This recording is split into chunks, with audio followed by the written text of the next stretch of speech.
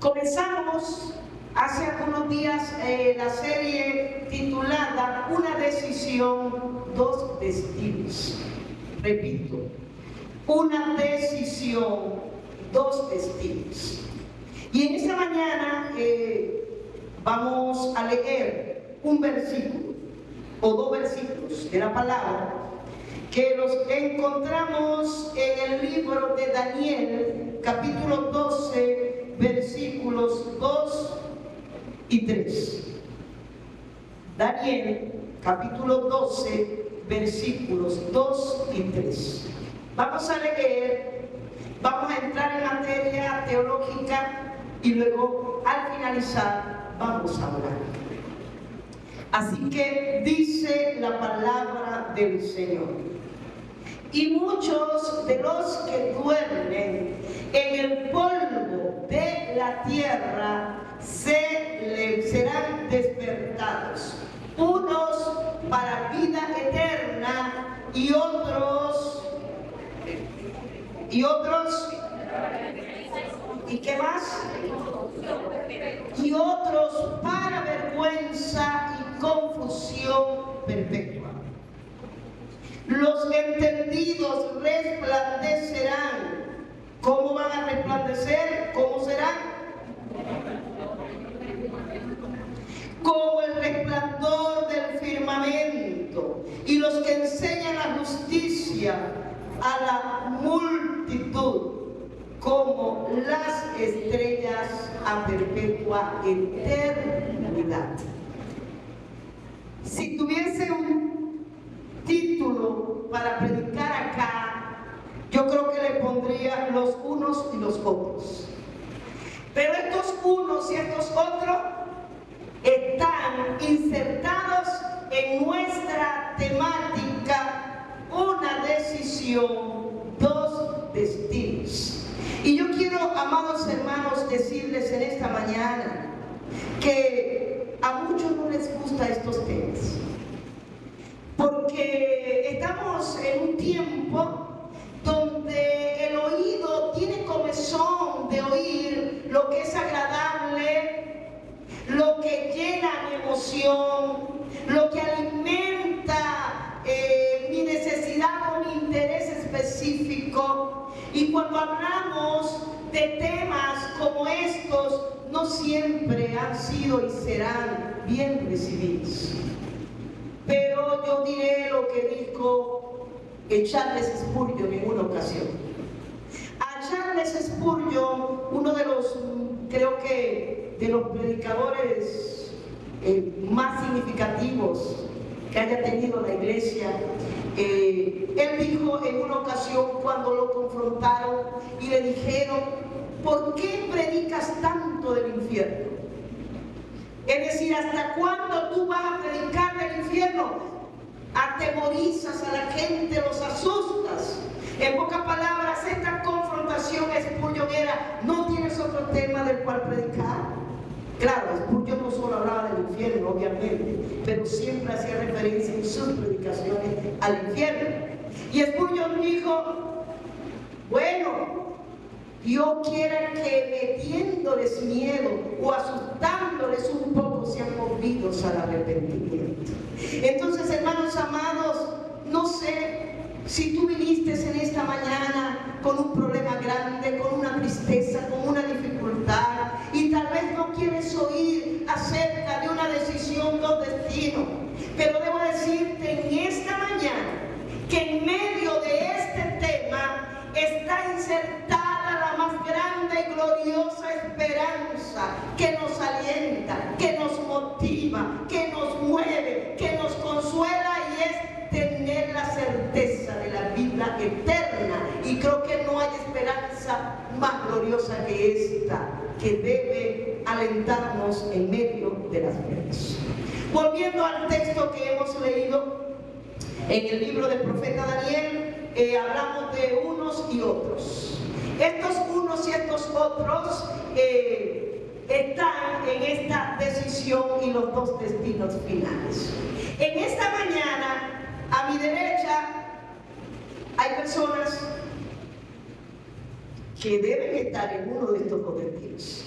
Y a mi izquierda, en este grupo, hay personas que deben estar en uno de estos dos destinos.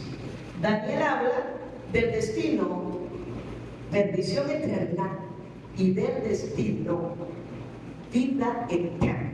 Y lo habla desde una resurrección futura que tiene estos dos destinos, quienes van a resucitar para vida eterna y quienes resucitarán para confusión perpetua. Habiéndoles dicho esto, amada iglesia, vamos a retomar la presentación que nosotros dejamos a la mitad o un poco más de la mitad en nuestro último encuentro. Sabemos, hermanos amados, que esta decisión no debe ser obligada, porque el que toma una decisión obligada es igual a si no la toma. Si usted ha oído decir que alguna vez hemos oído decir que matrimonio obligado no resulta. Y eso es ciertísimo, hermano. ¿Qué matrimonio obligado va a tener buen término? Matrimonio obligado no resulta con nadie. Si nos casamos enamorados, ¿verdad? Por amor. Pues déjeme decirle que nosotros estamos comprometidos. La iglesia es la novia de Cristo. Y esta novia comprometida con el Cordero no puede estar comprometida obligada, sino no es compromiso.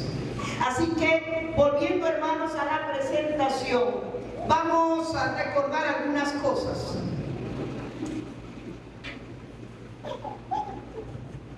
La decisión tenemos que tomarla en vida. ¿Se recuerda que lo dijimos? Usted sabe que hay un refrán católico, lo voy a decir, ¿verdad? Después de ojo sacado. Ese es un refrán católico. Ahora, podríamos aplicarlo un poco, ¿no? Aunque nosotros no comulgamos con la idolatría. Pero después que partimos de este mundo, ya no hay vuelta atrás, hermanos. Y esto hace que la decisión por la vida eterna sea la decisión más trascendental que el ser humano tiene que tomar. La realidad de este asunto es que no todos decidirán por la vida eterna. Esa es la gran realidad que se vive y se vivirá y se seguirá viviendo. ¿Por qué? Porque si recordamos, cuando nosotros iniciamos esta serie, hablamos de Mateo 7, 13 y 14, ¿se recuerdan? ¿Y qué dicen estos dos textos? Nos hablan de dos puertas y de dos caminos, y nos hablan del destino final de cada uno de estos caminos. Iniciando dice que estrecha es la puerta y angosto el camino que lleva a la vida eterna, pero hay una realidad, muy pocos van por ese camino. Y la otra realidad expresada por el Señor Jesús es que ancha es la puerta y espacioso el camino que lleva a la perdición. ¿Y cuál es la realidad? La gran mayoría va por ese camino. Ahora, hermanos amados, nosotros sabemos, dijo el Señor Jesucristo, ninguno puede venir a mí si el Padre no le trajera. Y también recuerdo cuando los discípulos dijeron al Señor, dura es esta palabra, Señor, ¿quién la podrá resistir? ¿Y saben qué? El Señor dijo, aquellos a quienes les fuere dado, resistirán esta palabra, o ustedes se quieren ir.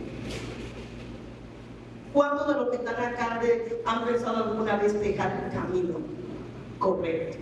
Tal vez muchos, o tal vez pocos, no lo sé.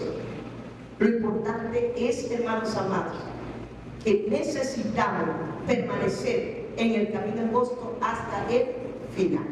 Habiéndoles dicho esto, hay algo que yo quiero enseñar en esta mañana y que me resulta bastante importante. Tenemos acá esta representación, ¿verdad?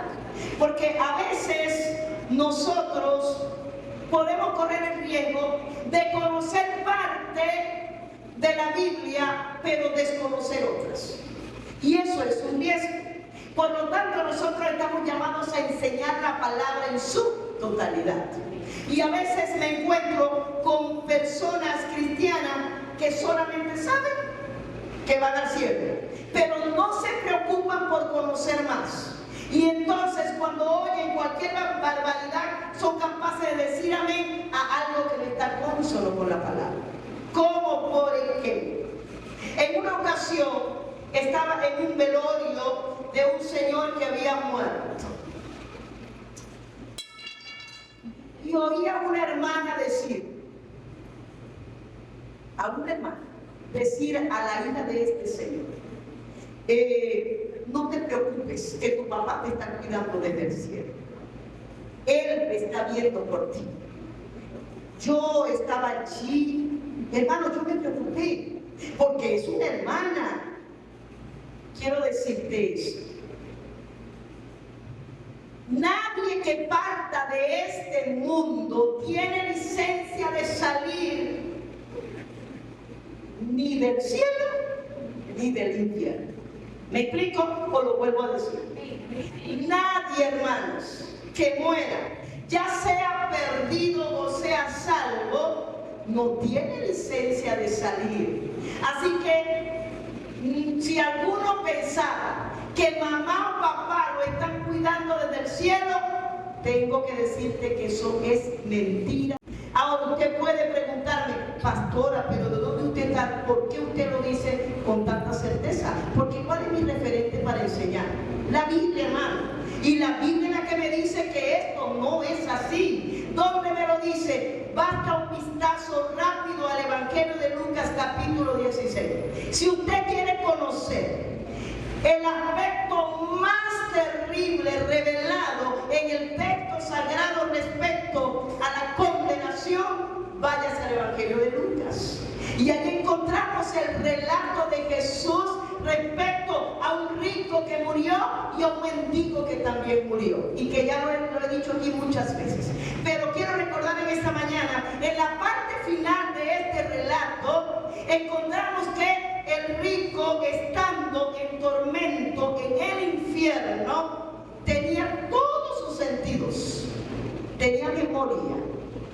Y él le dijo a Abraham, envía a alguien de aquí allá a la tierra. Tengo 5 hermanos que no saben de este lugar. Si alguno de vosotros de aquí fuere allá para que les hable, ellos no vendrían a este lugar, es lo que quiere decir el rico. ¿Y sabe qué le dijo Abraham? No, ninguno puede salir de aquí aunque quisiera. Hermanos, ¿ustedes creen que el que está en el infierno quiere estar allí? No quiere, porque es un lugar terrible, de tormentos sin precedentes. Pero por la dureza del corazón del hombre que amó más las tinieblas que la luz, porque sus obras eran malas, seguirán cayendo al infierno. ¿Ha sido la voluntad de Dios que el hombre vaya al infierno? Absolutamente no. El hombre mismo camina al infierno.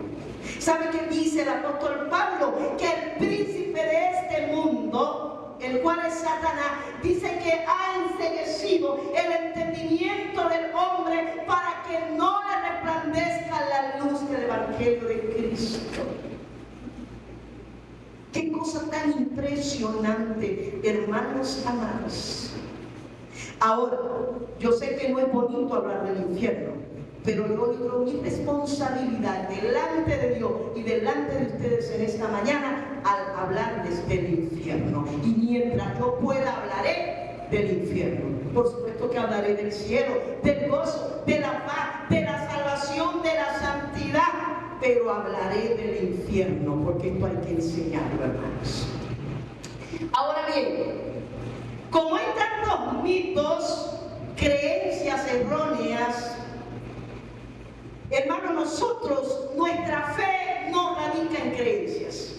Nuestra fe no se fundamenta en mitos. Nuestra fe es convicción en la palabra de Dios revelada. Ella es la que nos habla de la eternidad. No tenemos otro referente. No puedo buscar en la filosofía aspectos de la eternidad. No puedo buscar en la psicología aspectos de la eternidad. tengo que buscarlo en la palabra, solo en la palabra de Dios, hermanos amados. Ahora bien, como hay tantos mitos y creencias, primero, hay doctrinas tan erróneas que enseñan las religiones respecto a la muerte. Y hermanos amados, yo quiero hablarles a la luz de las Sagradas Escrituras cuál es el recorrido de una persona cuando muere en Cristo y cuál será su recorrido del que muere sin Cristo. Esto, hermano, va a despejar tal vez alguna duda. No digo que todos tengan dudas, no, pero algunos, si es nuevo creyente, tal vez desconoce mucho de estos aspectos que quiero enseñarles en esta mañana con la ayuda del Señor. Tenemos, hermanos amados, el que muere sin Cristo. Su cuerpo, ¿a dónde va? A la tumba. ¿Qué dice Eclesiastés? Dice que el cuerpo vuelve al polvo, porque polvo somos y al polvo volveremos. Pero resulta y acontece que lo que va a la tumba es el cuerpo. El alma del que muere sin Cristo va a descender ¿a dónde? Al infierno. Vamos a leer rápidamente Marcos 9:43. Dice el Señor Jesús en Marcos 9:43. El Señor habla de que si tu mano te fuere ocasión de caer, córtala. Mejor te es entrar en la vida manco que teniendo dos manos ir al infierno, al fuego que no puede ser apagado. ¿Quién dijo estas palabras? ¿Quién enseñó esto? ¿Quién lo enseñó? El Señor, hermano, salió de la boca de Cristo Jesús. Y Él decía que si nuestra mano, por supuesto, esto es una metáfora, lo que el Señor nos plantea acá, porque el Señor no está diciendo que literalmente me tengo que cortar la mano. Es una metáfora, es decir, si lo que está diciendo el Señor es ese pecado que te está consumiendo, sácalo de ti. Así como se puede cortar una mano, pues corta ese pecado. Si es un adulterio, aléjate de esa mujer o de ese hombre, por decirles algo, hermano. Si es una mentira continua, pídele al Señor, arranca esa mentira, córtate la lengua, en sentido figurado, en sentido espiritual. Pero ¿saben qué, hermanos? ¿Quién es el que, en la Biblia, quién es el que más nos habló del infierno? El Señor Jesús. Es impresionante. ¿Saben qué? El Señor habló más del infierno que del cielo. Qué cosa tan impresionante, hermanos amados.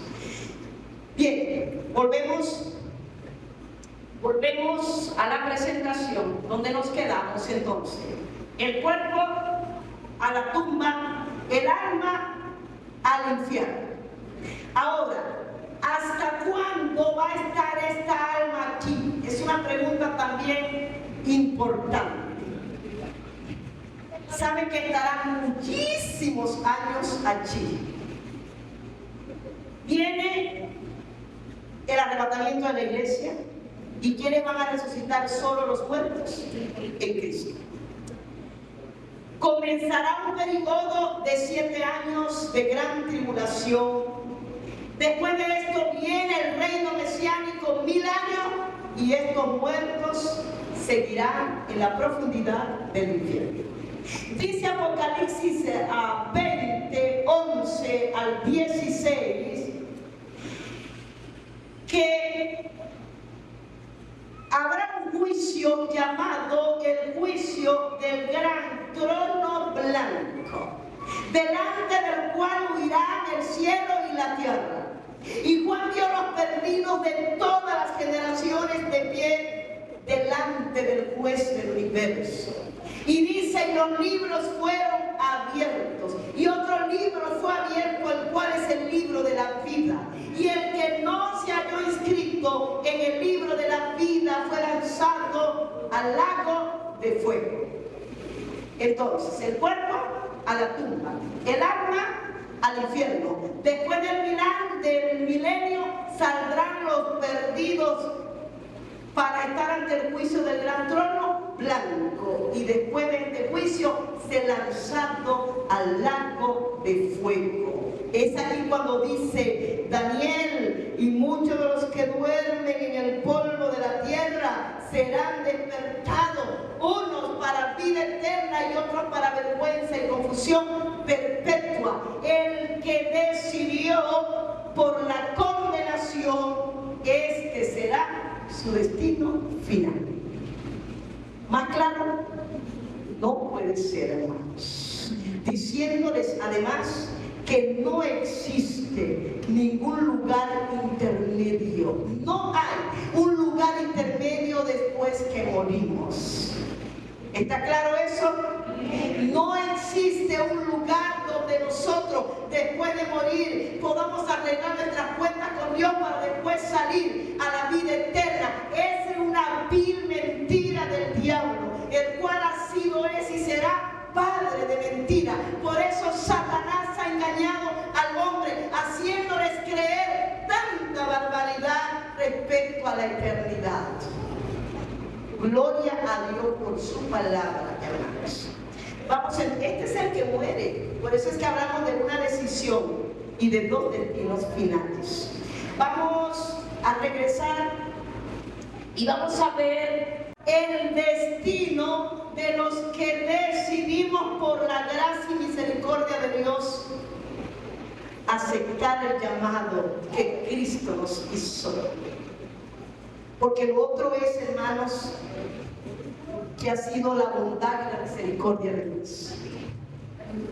Dice Juan, no es que nosotros hayamos amado a Dios, es que Él nos amó primero.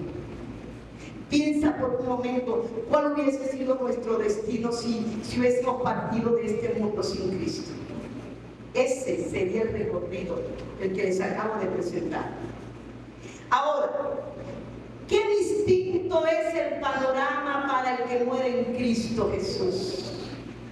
Y es que el que muere en Cristo es puerta angosta, camino angosto, pero destino de vida eterna. Nuestra meta final, la vida eterna.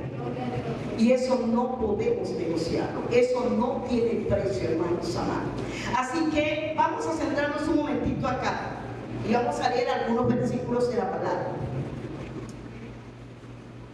El que muere en Cristo, note esto, el cuerpo va igualito al polvo, pero su alma, ¿dónde va a subir? Al cielo. ¿A cuál de los tres?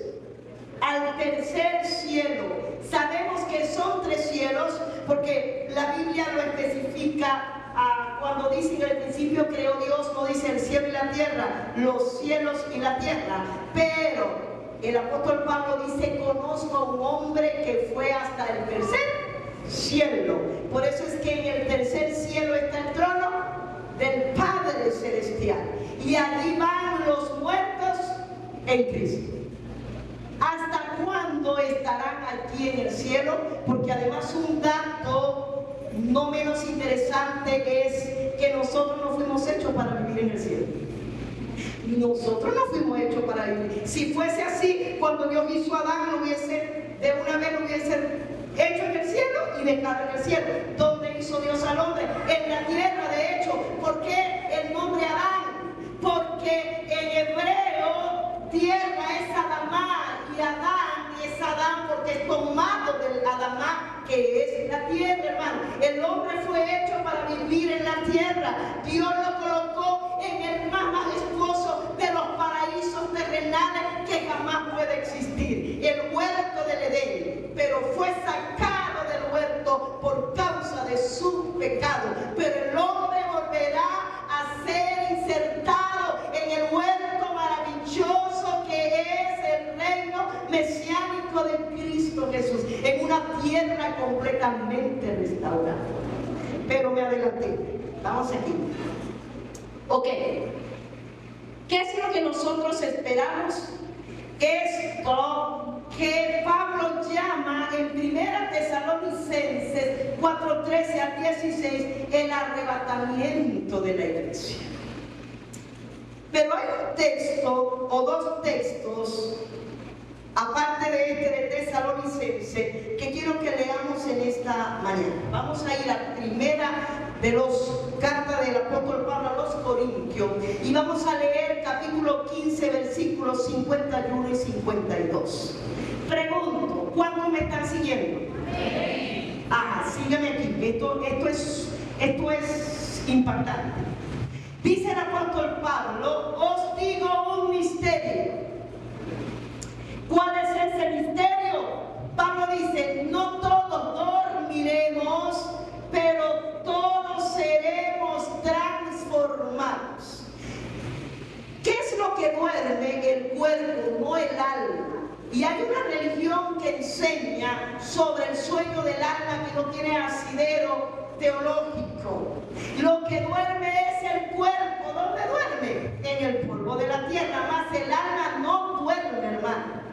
Y si fuese así, insisto, en el relato de Lucas capítulo 16, ¿estaba acaso Lázaro dormido en el ala de un ángel?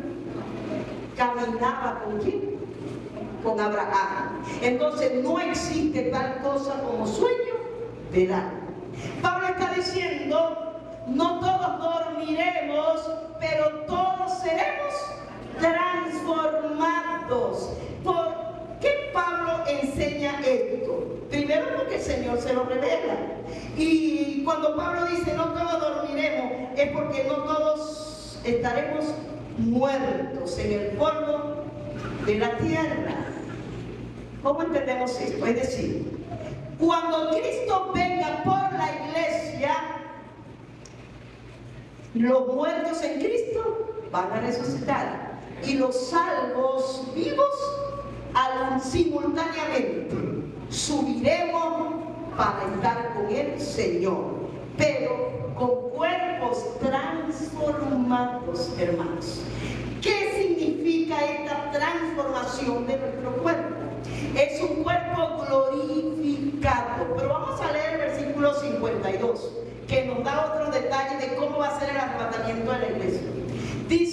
Pablo dice que esta transformación se va a dar en un momento, en un abrir y cerrar de ojos. Dice: a la final trompeta, porque se tocará la trompeta y los muertos serán resucitados incorruptibles y nosotros seremos transformados. Es decir, los muertos serán resucitados y nosotros los vivos, dice Pablo, seremos transformados. Y si podemos leer el 53, que nos aporta otra luz. Dice: porque es necesario que esto corruptible se vista de incorrupción y esto mortal se vista de inmortalidad. Hermanos amados, seremos transformados. Es decir, nuestro cuerpo será semejante al cuerpo de la resurrección de Cristo. Un cuerpo que nunca más será tocado por el pecado. Qué cosa tan impresionante. Pero ¿cuándo se va a dar esto? Cuando venga el arrebatamiento de la iglesia, hermano. La pregunta aquí es: ¿estás esperando el arrebatamiento de la iglesia? ¿O será que alguno de los que está acá en esta mañana está esperando que Dios toque su corazón?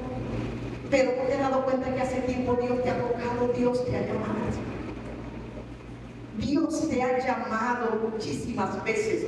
Entonces, hermanos amados, se tocará la trompeta y gloria a Dios por su palabra, porque estos aspectos solo están revelados en la palabra. ¿Cómo sabemos nosotros de estos aspectos? Lo sabemos porque están revelados en la palabra. Se va a tocar cuando Cristo venga por la iglesia.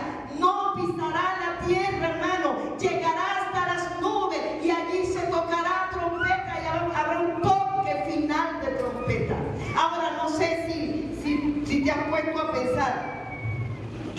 pensado muchas veces, ¿cómo será el sonido de esa trompeta? Lo impactante y lo fuerte que será. En una ocasión me cuenta un hermano que estaba, no sé si en Yaracuy, no recuerdo, corríanme ustedes si conocen más de él. Antes pasaba un tren, creo, o no sé si sigue pasando, por allí por Yaracuy, que no sé qué transportaba. Y eso tenía una corneta, pero este hermano que era de un campito, nunca había oído eso. Y estaba dormido, y pasó ese tren, y tocó aquel cornetazo que este hermano cayó de rodillas. Cristo, tú estás viviendo en esta hora. Pensó que esa era la trompeta. Pero hermanos amados, bienaventurados los que oigan el toque de la final trompeta, porque se dará la señal de que subamos para estar con Cristo Jesús. Por eso es que las tumbas de los muertos en Cristo se abrirán. Los vivos y los muertos en Cristo al unísono simultáneamente subiremos para estar en los aires, en las nubes con el Señor. ¿Hasta cuándo? Aquí estaremos 7 años, hermanos. ¿Sí sabía eso? 7 años acá arriba. ¿Pero por qué 7 años acá arriba? Porque en la tierra se estará viviendo la gran tribulación, hermanos, donde estará gobernando el anticristo, y donde el anticristo tendrá el poder político, económico y religioso de todas las naciones, donde marcará con el 666, donde nadie podrá comprar ni vender si no tiene la marca de la bestia, y donde la única manera de ser salvo es dejándose quitar la cabeza. Esto es duro, pero esto está en la Biblia. ¿No ven cómo lo quitamos de la palabra de Dios? Por eso es que Pablo dice, hoy es el día aceptable, hoy es el día de salvación, mis hermanos amigos. Así que volvemos entonces. Y colocará su pie en el monte de los olivos. Y dice Zacarías que el monte de los olivos se va a partir en 2. ¿Han leído eso? Qué cosa tan impresionante, hermanos. Cristo subió a los cielos después de su resurrección. ¿Desde dónde? Desde el monte de los olivos. Y allí cuando lo vieron ir los discípulos, y hasta que se perdió de la vista de ellos, y los ángeles les dijeron, varones Galileo, ¿por qué estáis mirando al cielo? Este varón que fue tomado de en medio de vosotros, así vendrá como le estáis viendo ir ahora. Cristo vendrá, pondrá su pie en el monte de los olivos, salvará a todo Israel que viva para este momento, porque Israel tendrá una conversión nacional y se cumplirá la palabra hablada por el apóstol Pablo cuando dice: a Israel le ha acontecido endurecimiento en parte hasta que haya entrado la plenitud de los gentiles, y luego todo Israel será salvo. ¿Cuál todo Israel? El Israel que viva para el momento de la segunda venida de Cristo, porque tendrá un verdadero arrepentimiento. Y me dice Juan, o dice Zacarías, y mirarán a mí a quien traspasaron, y se convertirán, y Cristo los salvará, y entonces entraremos al reino milenial. Morimos, ¿verdad? Vamos al cielo. Viene el arrebatamiento de la iglesia, venimos con Cristo y entraremos al reino mesiánico, 1000 años del gobierno de Cristo sobre la tierra. Cuando los 1000 años se cumplan, es que se instalará el juicio del gran trono blanco, pero no para los salvos, sino para los perdidos. Y después del juicio del gran trono blanco, nosotros entraremos a la nueva Jerusalén, la ciudad que Juan vio descender del cielo con calles de oro, para que entremos en el estado eterno. ¿Se puede entender eso? ¿O usted se está oyendo? Porque estoy terminando. Así que, hermanos, el destino final, hermanos amados, será irreversible para los salvos y será irreversible para los perdidos. Por eso es que Cristo vino. Por eso es que dice la palabra de Dios, lo dice en el Evangelio de Juan una y otra vez, dice: el que no cree es condenado, pero dice que Dios nos amó de tal manera que dio a su Hijo para que todo aquel que en Él cree no se pierda, mas tenga vida eterna. No veo un hombre o una mujer en este mundo que diga: yo nunca supe del infierno. Será la más grande mentira. Porque aún más del indígena que está por allá, que no tiene ni siquiera la lengua escrita, tiene una conciencia dentro de sí. Y dice la palabra que dice el apóstol Pablo, que Dios se ha hecho manifiesto a través de la creación, de tal manera que no hay excusa alguna, hermanos amados. Tenemos dos destinos finales: el cielo y la condenación eterna. Decidimos mientras estemos en este cuerpo. Después que partamos, ya no hay nada que hacer. Así que, hermanos amados, cuán importante es aceptar el llamado a la vida eterna. Vamos al final y termino con esto. Existen dos tipos de pasajeros. Y, hermanos, yo tenía anoche una nostalgia, una tristeza espiritual, voy a llamarla de esta manera. Porque dice Pablo que Dios juega por medio de nosotros y le ruega al mundo que se reconcilie con su Hacedor. ¿Cuántos están muriendo sin Cristo?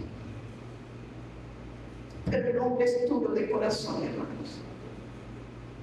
Esa es la realidad.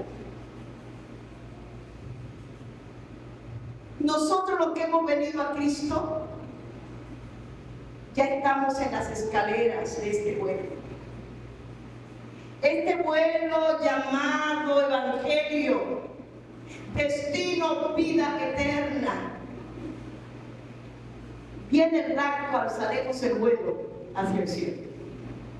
Pero hay otro tipo de pasajeros, que muchos el vuelo los dejará. La pregunta es: ¿por qué los va a dejar el vuelo? La respuesta es: tuvieron todo el conocimiento, oyeron predicación del Evangelio, lloraron muchas veces porque Dios los llamó, no adoraron imágenes, pero su corazón se endureció. Pudo más las circunstancias que la valentía por venir a Cristo Jesús. El vuelo los dejará. El asunto de esto es que nosotros tenemos el boleto comprado, pero tenemos que estar preparados, porque nosotros desconocemos el reloj de Dios. Lo único que sabemos es que estamos más cerca que nunca del arrebatamiento de la iglesia, y que nosotros necesitamos ser entendidos, amada iglesia. No es suficiente con oír, no es suficiente con saber esta realidad.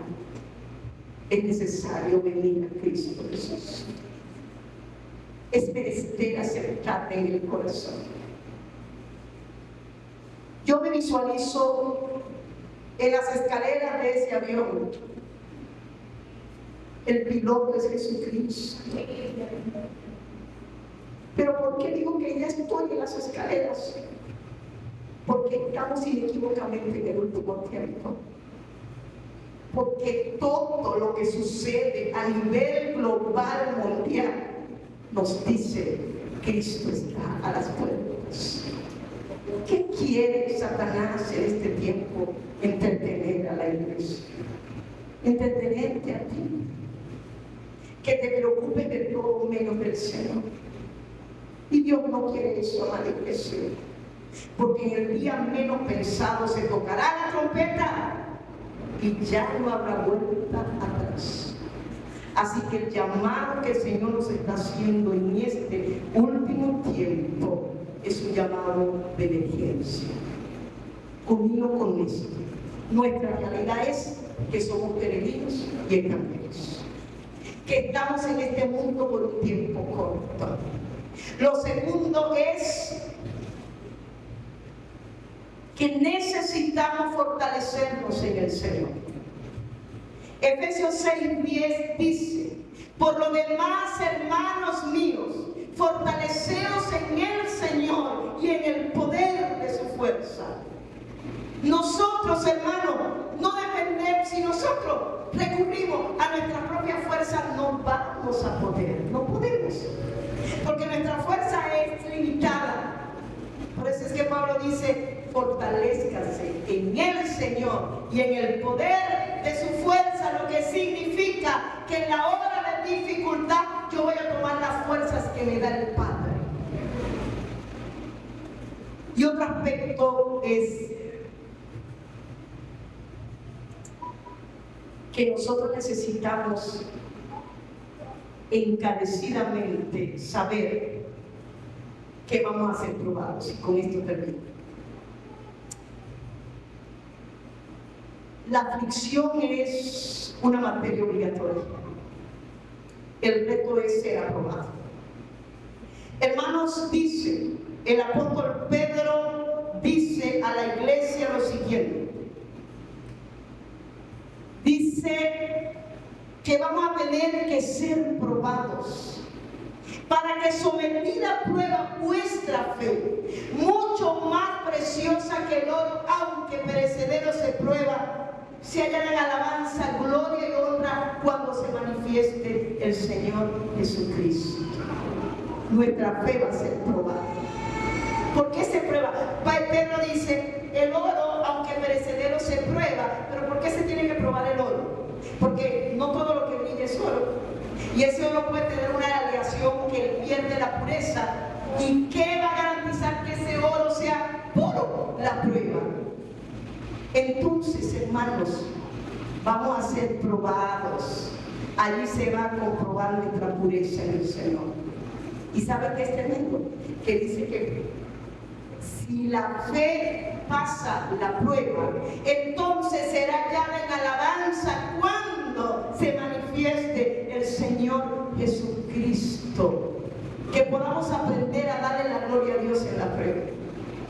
¿Es fácil, hermanos, vivir en una prueba? No. ¿Quién va a reír cuando está en una aflicción? Hermano, absolutamente nadie. Nadie. Pero estamos llamados a perseverar, a permanecer en la prueba, para que cuando estemos ante el tribunal de Cristo recibamos esa alabanza de Cristo, dándonos una recompensa porque fuimos fieles en medio de la prueba y de la aflicción.